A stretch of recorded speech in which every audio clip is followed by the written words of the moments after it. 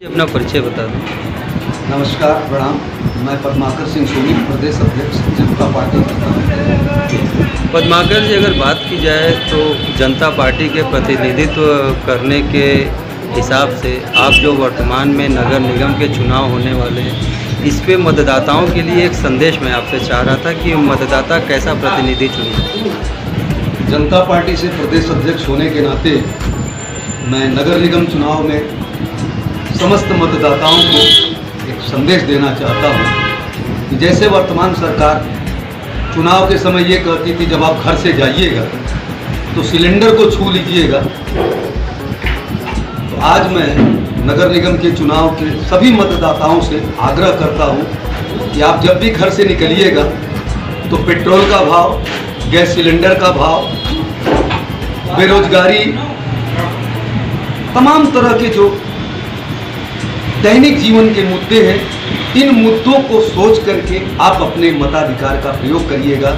यही मेरा आपसे आग्रह है। सर, अगर बात की जाए तो अभी चूँकि आपकी बातों से सर कुछ पॉलिटिकल चीज़ें सामने आ रही है, तो वर्तमान में केंद्र में और राज्य में कहीं ना कहीं भाजपा सरकार है, तो भाजपा सरकार के कामों पे सर आप अपने हिसाब से प्रकाश डालें कि भाजपा सरकार के काम कैसे आप।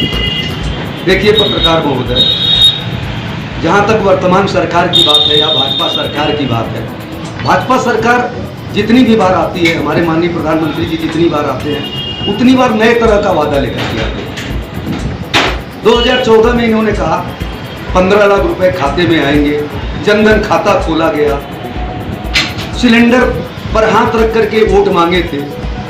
आज सिलेंडर 1100 रुपए का है। चाहे सरसों का तेल ले लीजिए, चाहे दाल ले लीजिए, चाहे गैस ले लीजिए, चाहे पेट्रोल ले लीजिए, चाहे डीजल ले लीजिए, महंगाई अपने चरम पर है। हमारे प्रधानमंत्री जी ने यह भी कहा था कि हर वर्ष 2 करोड़ लोगों को रोजगार देंगे, लेकिन आज का जो आंकड़ा है, विगत 8 वर्षों में 7 लाख कुछ लोगों को इन्होंने नौकरी दिया।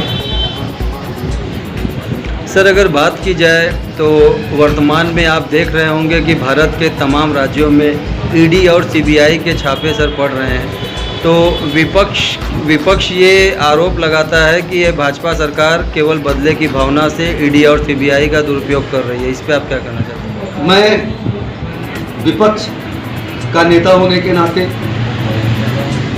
प्रदेश का अध्यक्ष होने के नाते जनता पार्टी का किया, अगर इस पे काम किए होते, महंगाई पे वो काम किए होते, पेट्रोल डीजल पे काम किए होते, तो वो विकास समझ में आता। सड़क बना देना, कॉरिडोर बना देना, क्या मंदिर में जाकर के घंटा बजाएंगे? खाने के लिए तो चाहिए। सर, 2024 के चुनाव में आप अपने जनता पार्टी का पक्ष स्पष्ट करें।